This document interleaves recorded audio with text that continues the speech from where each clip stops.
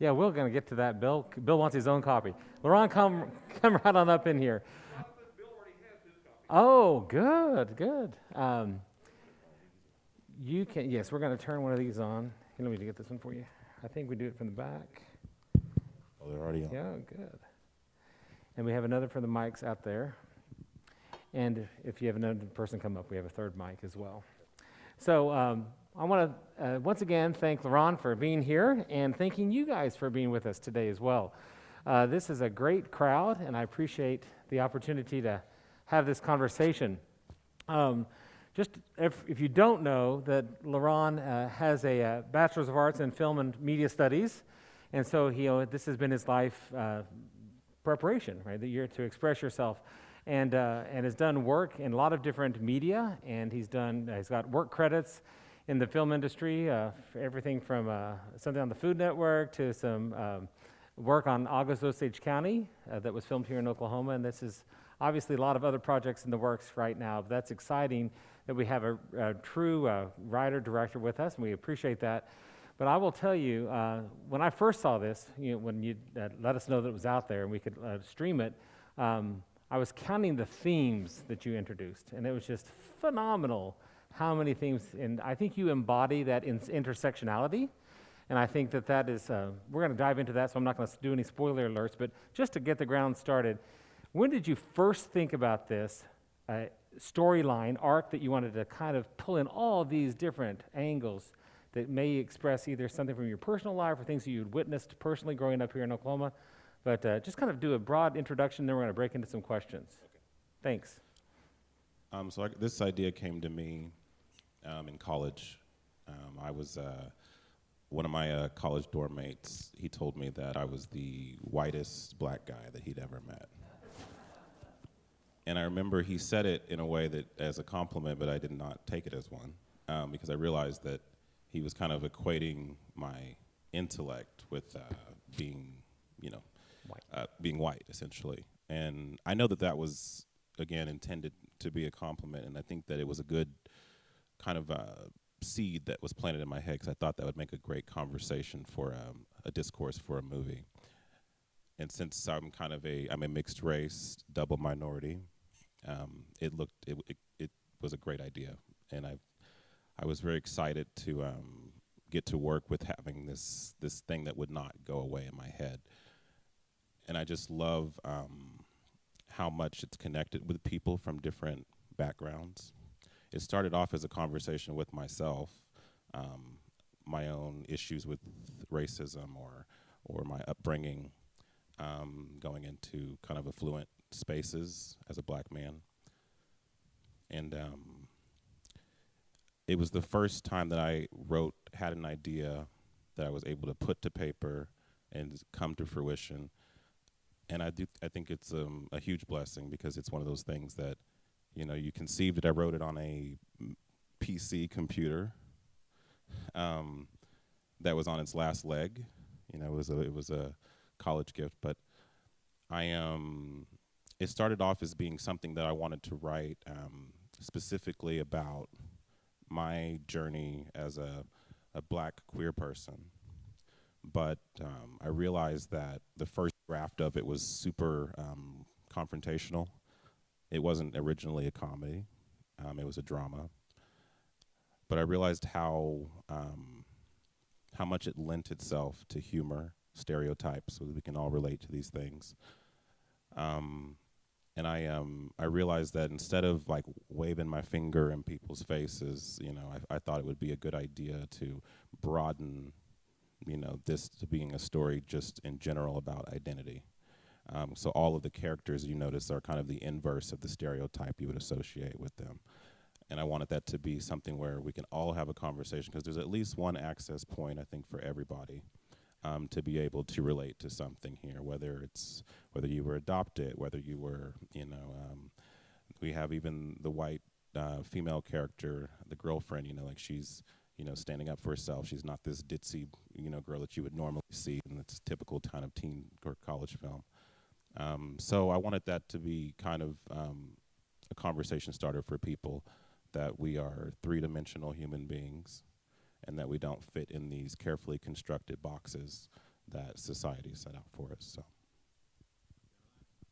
I found that to be true. You gave us a lot of surprises too. I mean, so you have what appears to maybe a mixed race person who comes home and she's got lesbian mothers and who are white or mixed race themselves, and so there's layer upon layer of the queer identity, and then the gender non-binary sort of expression that you hit on. Even though it was a comedy, there was times in it, like a good comedy, you gave us angst, because you gave us angst with the police scene, which will be triggering at a lot of different levels for a lot of different people, and how that plays out so timely in today's society as well. So you've really got all these different hooks and entry points. I think you've mastered that. All of the incidents that happened in the story have actually happened to me as well. So they're dramatized, and that's another thing too about the origin of the story. I mean, I think I came up with the concept once I realized that, about the identity crisis, but there were all of these different things that I wanted to kind of pinpoint, and I didn't want it to be so preachy and so talky, but I thought if I created a narrative around these incidents, then I could tell my story without it being autobiographical altogether, so. And not immediately offensive. I think that you've allowed us to witness and then experience it ourselves without having, tell the story without telling the story. So I thought you did a great job. I'm going to let us jump right into questions and answers, if that's okay. Absolutely. There's two actors present in the audience right now, Michael Gibbons and Daryl Cox.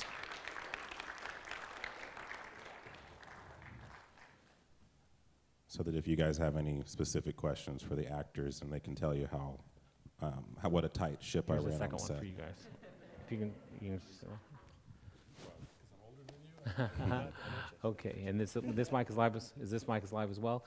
The questions now, we are streaming. We started streaming right as the movie ended, as the credits started rolling. The questions need to be set onto a microphone so our people at home can actually hear the questions. So, who wants to start with the first question? Right over here. Don? Laron, how many? No. Okay, Laron, how many hours of film is there actually made, and how long did it take to make this?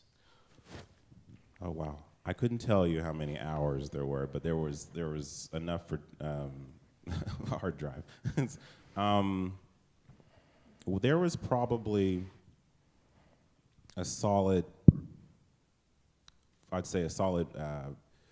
60 hours of usable footage, and then we pared that down into a 2-hour movie, because there were takes, and obviously we did some of these takes several times, but it took about 3 months of editing, and that was me and a close friend of mine, and I was breathing over him for the first draft of this, and then the second 2 edits I gave away to other people so that I wasn't married to too many things, because it would have been a 4-hour movie if I left everything in, and it would not have been as enjoyable, I promise. So, because the first draft of this script was actually 200 pages, which would equate to about a 4-hour movie. So I'm glad you guys didn't have to bear witness to that. So. Yes. The lead was phenomenal. I really loved his performance.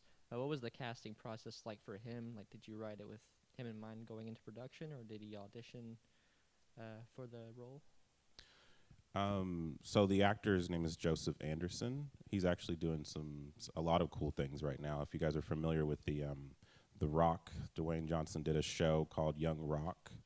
He plays the Rock's father in the flashback sequences of it. So, and he's done a lot of shows like a bunch of cop shows. He says if there's ever a cop role, they always give it to him because he just has the physique for it. He was in the Harriet Tubman biography that came out. He played her brother in that film. So all this stuff he had not done before he had done this movie. I actually gave him his first lead in a feature film. So I did not know him previously.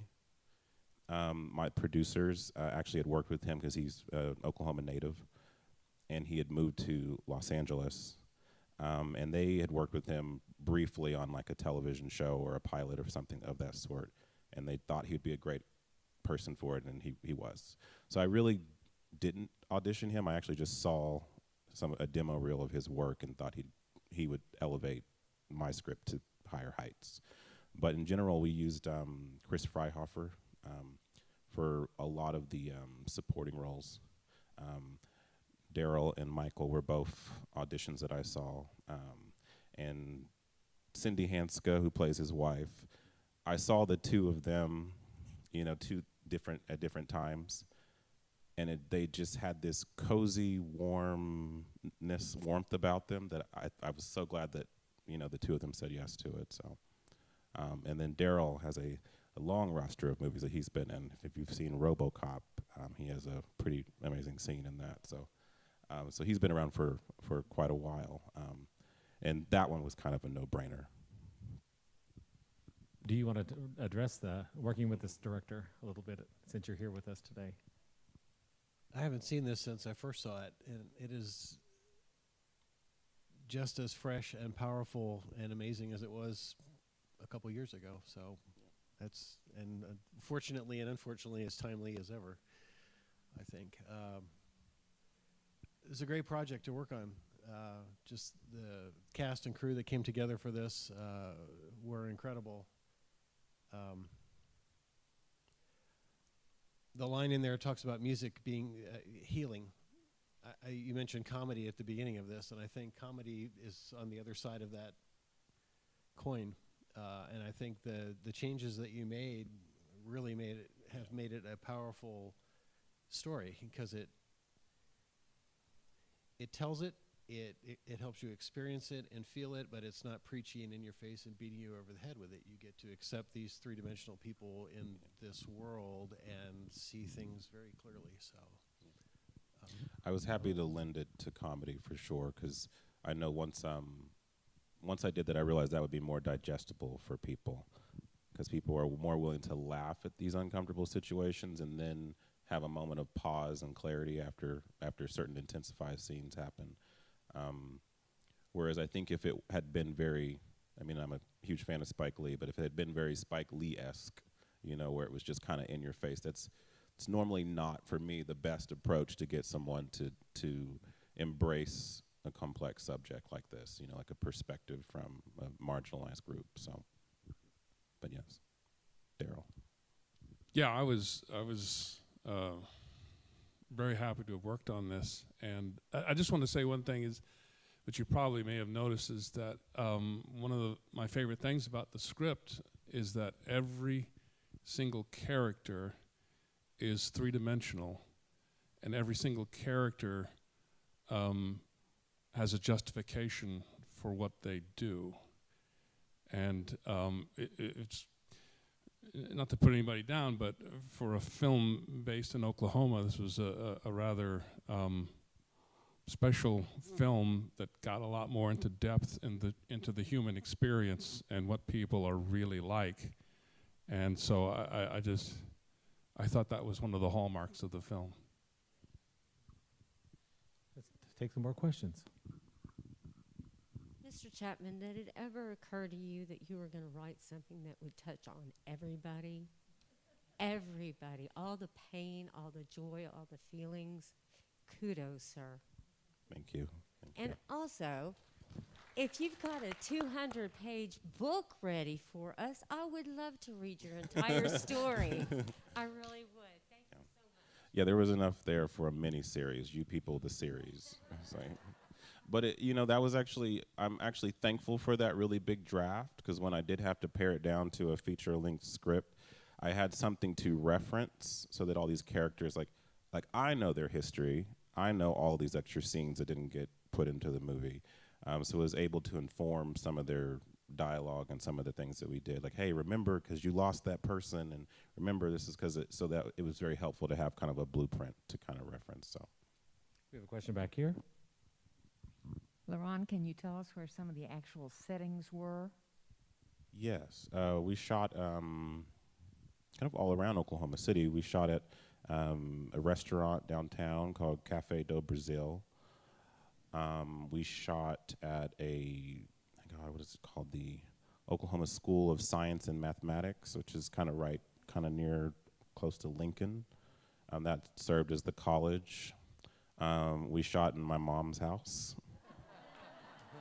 So the kitchen scene when they're running around and, Chad gets found out by the two moms, like, that was my mom's house. Thanks, Mom. Yeah. She's renovated it since then. It's even more nice now than when I moved out of it. So.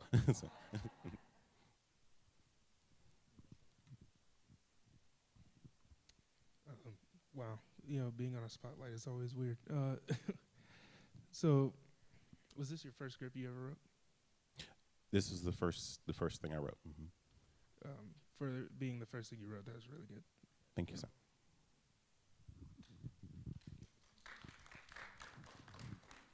Well, I'm not really bringing my hearing aid to hear everything, but I pretty well hear it. What are you working on now? Are you going to get something better than this? Hopefully. You can't beat this movie. This is unreal. I mean, well, thank you. It's Yeah, true to life, and that's what makes it so good. Yeah, I have 3 feature films written. One that I actually intend to actually make. Yes. Once a lot of life things have happened since this movie. The pandemic happened. I got engaged. So we are, we're getting married later this year, and so that's another thing. Kind of settled into my 30s nicely with that, but I absolutely have more projects in the works, and I'll make sure everybody knows. How do you find funding to do films? Well, we have offering buckets right here for this for the rest of the. No, we did a series of fundraisers. I did everything you can imagine: garage sale, bake sale. I like to cook, so we did a dinner sale. We did the main site that we used is very similar to GoFundMe, but it's specific towards like artistic pursuits like this, artistic projects, called Indiegogo.com. And so we set up like a main site for it, and people could go on there and everything. Every time they donated, it gives you some kind of perk for doing so. You can be an extra in the movie. You can, have your name in the credits. You can, have a set visit with the cast and crew. So we did kind of things like that to get people engaged with it. And we did that for about 6 months, and we raised about $40,000 for the movie, which in film terms is not a whole lot of money at all. But by some miracle, I was able to make a low budget movie, and everyone was on board, and everybody was just excited to work with me, and they're excited about the project itself and its message. So I was very surprised by the overwhelming support, the people that came through, and we were able to do it very cheaply. A lot of the donations were, a lot of the locations were donated, a lot of people's time was donated, a lot of equipment. So, but yeah, it's a tough business, but there's multiple different ways to do so. Laron, excellent movie. Thank you for the art. Appreciate it. Can you please talk a little bit about the Oklahoma film industry? Did the state help you out at all with this? I know that the state has a lot of various programs and whatnot available for aspiring filmmakers. Mm-hmm. Were you able to take advantage of that, and is there more that we should know? Yes and no. I would say the state itself was very helpful in the sense that we have a wealth of a great artistic community here. Actors, sound technicians, directors, producers. People think of the film industry and they think of New York, LA, New Orleans, those kinds of places, but there is a huge community here in Oklahoma of people that are making independent films, great ones too. And so I took advantage of at this point, I think it was probably 6 or 7 years in the industry that I had made all of these connections with people on projects that I'd worked on. And it was nothing but asking them to come and be on my project because we had a relationship as friends. to be able to come through and make this movie and to take advantage of that. But to your point about the opportunities that are available, we do have a huge tax incentive here.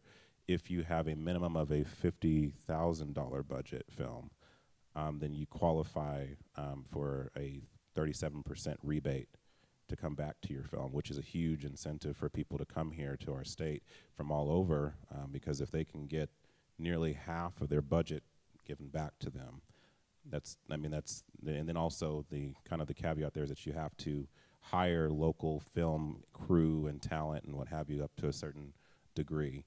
And what it does is it boosts the economy here, because what you have is you have hotels, seamstresses, local businesses, caterers, all those people get a surge of income for that length of time that we're shooting these movies. And if movies continue to come here, then it helps the state, it helps the people who work here because it's their livelihood, and you get all these wonderful films that kind of come out of it. So. Loves a cameo, by the way. That was an accident. That was not supposed to happen. And then good accident. Did I recognize the aunt? Is that the young lady? The aunt, yeah, the aunt is actually one of the founders of the Oklahoma chapter of the Black Lives Matter movement here. I so thought I recognized. I saw her on stage in a play once, and she was perfect for it. And she came on for a day and kind of gave us all a good laugh. So I was very thankful for her contribution to the movie, for sure.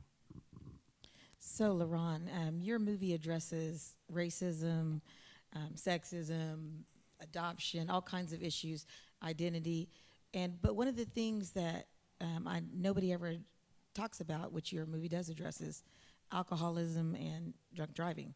And so, can you just speak to that, because that was your guys' scene and everything, but I don't hear anybody really ask a lot of questions about that aspect of your movie. Sure. I have a lot of friends who are have suffered with substance abuse. Have friends that are recovering alcoholics. So I think that was just another piece of like all these characters, because people say, how are you able to write a middle-aged white couple? And I was like, well, I know several, so, and like, cause that's not my experience, but I've had a very diverse group of friends, a diverse upbringing. I come from a mixed race family, so, alcoholism was one of those things that I wanted to address, but not make the point of the movie. There's definitely more scenes with that particular character that got cut, but I did want to pay homage to some of my friends who are struggling with that in some way, so that they have all these other dimensions to them. So yeah. Oh, I just wanted to say something more about that he covered the generational aspect of alcoholism, and he also covered some of the rationale for it. I think in a way he kind of covered the element of toxic masculinity, in which people are they're not able to deal with their emotions, and so my character, for instance, couldn't deal with what happened with his wife, and instead of a healthy response to it, he took an unhealthy response to it, and then you could see in his script that the other people that are affected by one person's substance abuse, and how it just kind of like the ripple effect of the damage that's done by it. So that was I'm glad you brought that up. It was an important part of the script. You covered so many different stereotypes in this movie, and I'm wondering, did you run into those kind of stereotypes when you were trying to cast, produce, get this movie off the ground? What's interesting is I think the chief reason I made this was to address them, because I had dealt with them for so long. And so part of the way these characters were crafted was so that I could, in essence, tell people that these stereotypes don't exist for everybody. That we're not bound to these things. We don't have to adhere to them. And that there's a line in the movie where Melanie tells Chad, that You know, you're black because you were born black. It doesn't come with an instruction manual. And that was important for me because for so long, I did feel like I had to adhere to certain stereotypes because that was what was expected of me. That's what people would say about me. And so it was kind of this self-fulfilling prophecy. But I kept running into instances where I just didn't fit the mold of the typical black guy. And I had to be okay with that and finally realized that it was okay, that all that pressure was coming from some unknown source, you know. So I wanted every character to appear as this archetypal thing, like the pretty girl at school, the bully at school, you know, all these different things, but then have another dimension that shows that there's motivations for these things and these people aren't there's not this one governing attribute that they all have to embody. So I appreciate you saying that 'cause there's always a backstory. And I think you all projected that very well in your acting too. So thank you for that, the backstory. You were going to say something? I think the thing that makes this story so amazing and powerful to me is that it covers the top 20 problems in our universe. From 26, I counted, 26 problems. Could be 50, could be 100. And it's interesting to me because there are so many other stories out there that handle one issue and they don't tell the story in a way that people can touch it. It either comes out as bullying or getting beat over the head or preachy or this or that, and it doesn't have the effect that this one has dealing with 37 issues. And I think that's because it reaches above all of that to say, hey, look, all of us, we may have one of these issues, we may have two of the, we may have 5, we may have 20, who knows, but everybody is dealing with something. Yes, and if you can just deal with people in love and knowing that everybody's dealing with something just like you are, it changes the whole thing. And instead of being browbeat over something, we can all step back and go, oh, there's a piece of that for my family, and I can see my grandparents over here.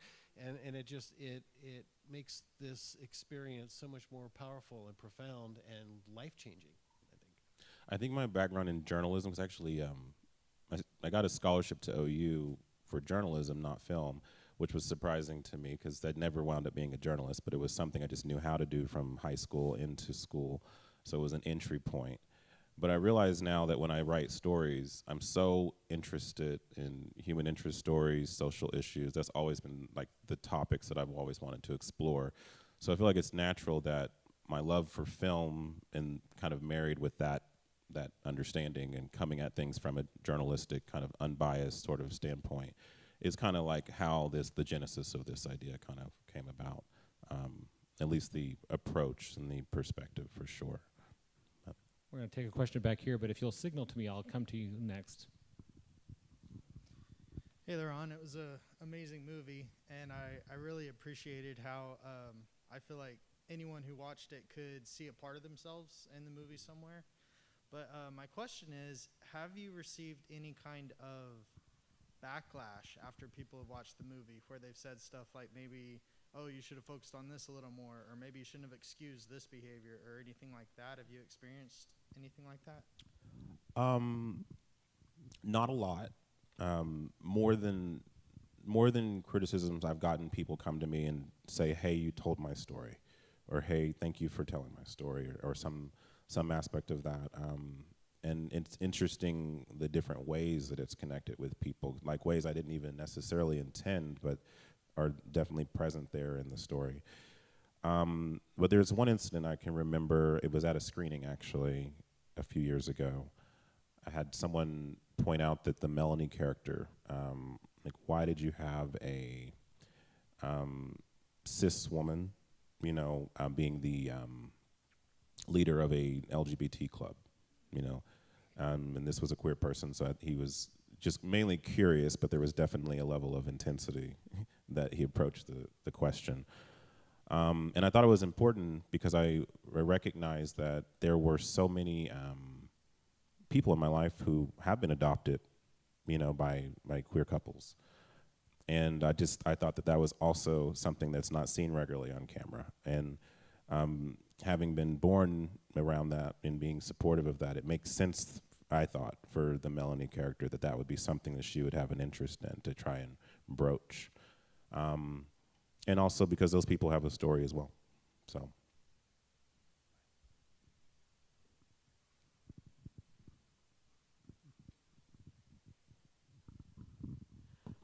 I'm wondering why your fiance didn't get a cameo in your film. No, I'm just kidding. Yeah, it was on he didn't make the cut. No, just kidding. The first time I watched the film, when Michael and Chad were in the car and I saw the policeman's lights, I started holding my breath, and it packed such a hard punch. Can you tell us just a little bit about that, because you said that came from your own experience, and that part of the movie just stuck with me and has stuck with me for a really long time. It was really powerful. Thank you. Yeah, the cool symbolic thing about that scene is that actually where that incident happened to me is also where that incident happened to me. We went to the space. It's a church that's right in the backyard of my mom's house. I remember coming home from work. I had my badge on and everything. I had gotten pulled over by a police officer. He never actually told me why he pulled me over, because I wasn't speeding, I wasn't drinking, anything of that nature. But he pulled me over just as I was like 1 block away from my house, and so I pulled into this church parking lot. He was in the back seat of his car for a long time. You know, kind of I don't know what he was doing for that long, but definitely the tension for me was mounting as that happened. But I remember when he approached me, he just immediately asked me to get out of the car. He told me that I had met the description of somebody who had done something horrible to an underage girl at a party, but I had an alibi. You know, I had my uniform on. I could confirm all of that. But I could tell that no matter what I was saying, you know, he was hell-bent on harassing me at that point. And so I got out of the car, and I kind of took all of my mom's not here now, but took the training. This is always a triggering story for her as well, because it happened right in her backyard, you know. But I remember he told me I'd met the description of somebody who'd done something horrible to a white woman at a party. And I was very terrified, because I knew that no matter what, whether it was, you know, I knew it wasn't true, but I knew that he thought it was true. And even if he didn't, he had, you know, grounds to do whatever he wanted to me. So that went on for about 45 minutes, you know, just giving me the whole song and dance of the whole situation. I remember having a dialogue in my head, a dialogue my mom has always told me at a very young age, you know, and some of those lines are in the movie. You know, the both hands on the steering wheel, no talking back, you know, just kind of this thing I'm kind of wired and programmed to do anytime I get pulled over. So my mom always told me that your one job, if you get pulled over by a police officer, I don't care if they're wrong, I don't care if is to get home, because my child's not going to be a statistic. We'll deal with him after the fact, but you do what you need to do to get home first. And so that saved my life.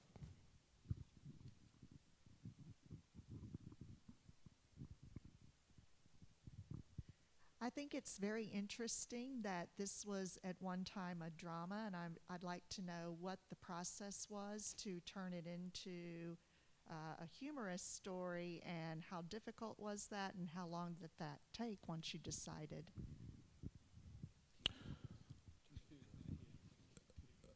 I had written about 50 pages of the story. It wasn't complete, and I just knew that it wasn't working, because as I was going through it, it felt so relentless in its messaging, that I was thinking, like, even if these things are true, even though they're coming from an honest place from me, I knew that it was alienating, and that anyone that watched it would feel not attacked, but, you know, to some extent, very uncomfortable. And I didn't want, with that being the first film I made, I was like, this isn't the intention. I really want to have a conversation. I'm not really trying to make people just, you know, angry, upset, what have you. And so it honestly lent itself to comedy very easily. as soon as I tried to come up with a solution, I think it was probably suggested to me at some point, what if it was a comedy? And it just added this levity to some of these really intense scenes. Because if you'll notice, there's actually a delicate balance. One scene will be dramatic, and the very next one will be comedic. And that was something we did that was really intentional in the editing process. Some of the scenes that we had originally in other places, we moved just so that you could constantly have that, as soon as you come out of something intense, you're able to laugh again. And I thought that would just make it more accessible to more than just the target audience of, say, the African American community, who would get the messaging instantly. I was like, I wanted it to be appealing to a conservative white woman as well. I want them to be able to watch this and understand the messaging behind it without feeling attacked or alienated. So. We're going to take a couple more questions before we wrap up. So then we'll have maybe they can storm you and talk. So. No. You should talk about the difficulties of shooting this film, like, for instance, shooting in incredibly cold weather. The question was? Oh yeah, we shot this in January, the bitter cold of January. We just kind of came out of it now, but we can still see it in the scenes. There's particularly the last scene, the graduation scene. You can see the breath coming out of your mouth. It's still traumatizing. It was supposed to be spring. That was a week where, kind of like last year, where we had a prolonged period of very sub-zero and windy, and that particular day was the worst of that year. And we're outside and and we're trying to run inside and warm up, and then go out and shoot something without looking like we're about to die.